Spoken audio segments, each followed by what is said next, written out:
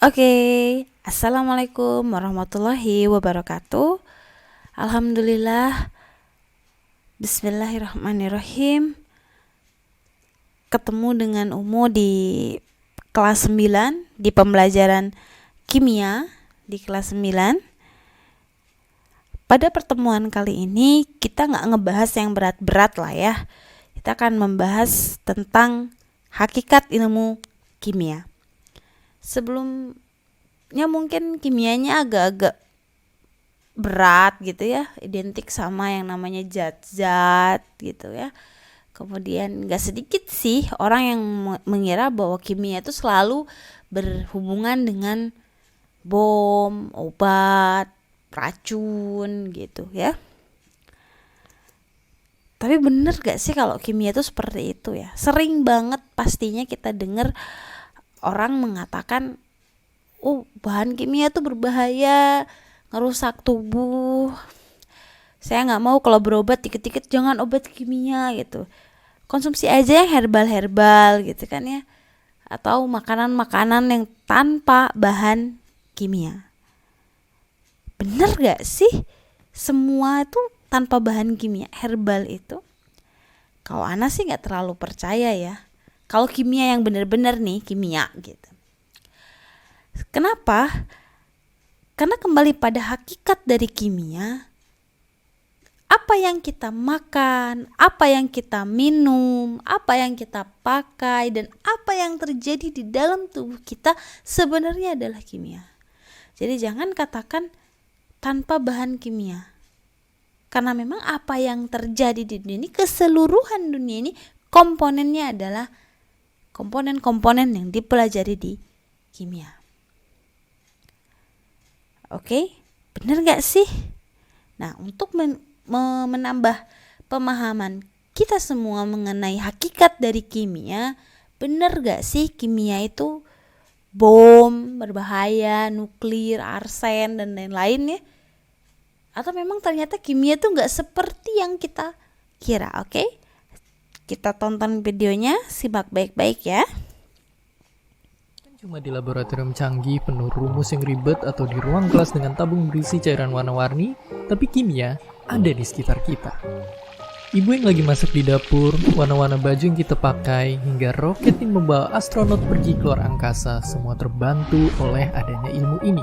Karena kimia adalah benda-benda di sekitar kita yang kita lihat, tapi jelas butuh waktu sangat panjang sampai akhirnya ilmu kimia bisa sampai di sini. Ada ribuan percobaan yang gagal, eksperimen yang memakan korban, dan malam-malam panjang penelitian demi sebuah pembuktian. Semua dimulai dari coba-mencoba membagi bahan-bahan sesuai golongannya dan lalu menamakannya. Itu semua didokumentasikan oleh ilmuwan ini dalam bukunya yang terkenal. Setelah itu, para ilmuwan juga mulai paham apa itu molekul, apa itu unsur, sampai apa itu atom. Sekarang, ratusan tahun setelahnya, kimia udah jauh berkembang. Bahkan bidang-bidangnya kita perlu bagi lagi saking luasnya. Karena berkat para peneliti di masa lalu itulah, kita bisa jauh lebih manfaatin kimia di hari-hari kita. Tapi tentu, sebelum bisa manfaatin, kita akan selalu perlu neliti penyusun-penyusun suatu bahan dulu. Kayak peneliti-peneliti pengembang teori atom tadi. Mereka yang ngamatin susunan unsur sampai ke akarnya. Dan ya, ibaratnya di kimia juga ada detektifnya. Yang memang ada bidang yang bernama kimia fisik. Di sini kita bakal melihat suatu bahan kimia dari sudut pandang fisika. Dan yang kayak udah dilihat di video kemarin tentang fisika, dari sinilah kita bisa bikin material-material maju yang berkualitas. Pastinya ilmu kimia yang fokus pada teorinya tetap ada. Kimia teori fokus di dasar-dasar dan pengembangan ilmu kimia. Dari pengembangan model-model matematika, para ahli mendalami kimia kuantum. Dan ini jadi pegangan utama kita buat komputer masa depan yang bakal super duper cepat. Dan sewajarnya di zaman modern kayak gini, konsep kimia bakal sering dibawa lebih terapan daripada teoritis.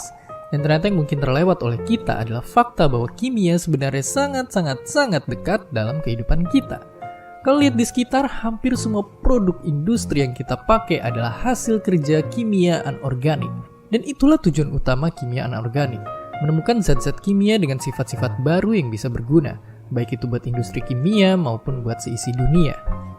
Sekarang, kalau kita lihat lebih dekat lagi, kimia nggak cuma melajarin benda-benda yang nggak hidup. Ada juga kimia organik yang fokus melajarin tentang unsur-unsur terkecil yang jadi dasar kehidupan. Dari pelajaran ini, para ahli nemuin dan bikin zat-zat baru yang dasarnya 4 unsur tadi. Dari bensin yang isi kendaraan kita, sampai plastik yang sekarang rasanya nggak ada habisnya. Kimia organik fokus di unsur-unsur dasarnya kehidupan. Lalu dari sinilah muncul biokimia, bidang ilmu kimia yang mempelajari kehidupan itu sendiri. Ya, kimia nggak cuma ada di sekitar kita, ia ada di dalam kita. Susunan tubuh manusia yang begitu rumit ini sebenarnya adalah hasil dari reaksi-reaksi kimia sederhana yang jumlahnya sangat banyak. Bahkan kesadaran kita sekarang, ya kenapa kalian bisa nonton video ini, ternyata adalah fungsi kimia di sel-sel otak kita. Kita hidup dan bernafas, oksigen masuk ke tubuh kita dan ke darah untuk metabolisme, itu semua adalah biokimia. Dan itu baru sebagian sangat kecil dari tubuh manusia. Kalau kemarin dari fisika kita tahu bahwa materi yang kita temukan baru 5% dari peraturan alam semesta, dengan kimialah kita tahu bahwa semua materi yang ada itu terbentuk hampir 14 miliar tahun lalu. Dan sampai sekarang hanya bereaksi dan bereaksi. Berubah bentuk jadi materi satu dan materi lainnya tanpa pernah bertambah atau Nah, di skip dulu nih, ada penjelasan sedikit. Ini menunjukkan hubungan antara kimia dengan fisika. Pada konteks ini, inilah yang disebut hukum kekekalan energi. Jadi energi atau materi itu tidak dapat dimusnahkan atau dibuat, tetapi dia dikonvert atau berubah menjadi bentukan energi lain. Jadi senyawa kimia, unsur ini sendiri tidak bisa kita rubah, tidak bisa kita hilangkan atau kita buat, tapi kita hanya bisa merubahnya ke dalam bentuk persenyawaan lain. Kurang. Atau dengan kata lain, ya, hidrogen yang terdapat di dalam tubuh kita sama dengan hidrogen-hidrogen yang ada di inti bintang-bintang di alam semesta.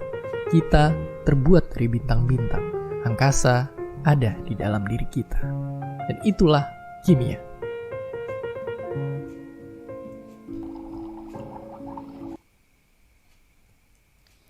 Sebenarnya kalimat terakhir itu kiasan ya.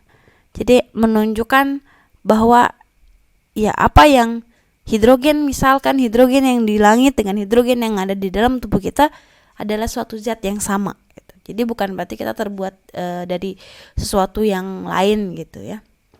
Tetap itu hanya sebuah kiasan yang menunjukkan bahwa materi di dunia ini tuh sama. Yang hidrogen ya hidrogen, hidrogen ya seperti itu.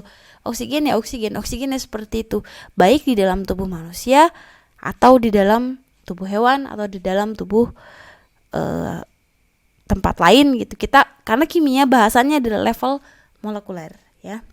Jadi dari video tadi kita bisa menyimpulkan bahwa ya kimia itu tidak selalu berhubungan dengan hal-hal yang negatif, walaupun kita tidak bisa memungkiri bahwa mungkin ada beberapa percobaan kimia yang memang mengarah ke sana, mengarah ke racun, mengarah ke radioaktif, mengarah ke ledakan dan lain-lain.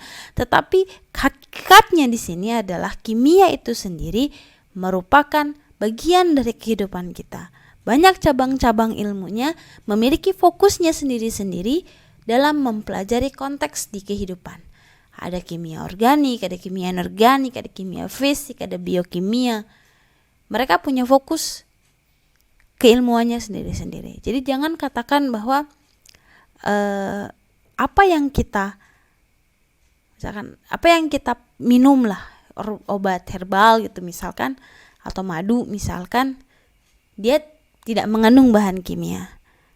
Tidak mengandung bahan kimia berbahaya, iya. Tetapi kalau tidak mengandung bahan kimia itu salah.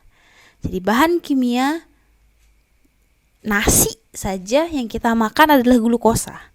C6H12O6. Ada C, ada H, ada O. Ada unsur kimia. Kemudian air yang kita minum ada H2O. Ada H, ada O, kimia. Kertas, logam besi, obat misalkan paracetamol. Itu kalau kita ulik kembali itu adalah sebuah rangkaian senyawa yang sangat kompleks. Ini tuh kimia.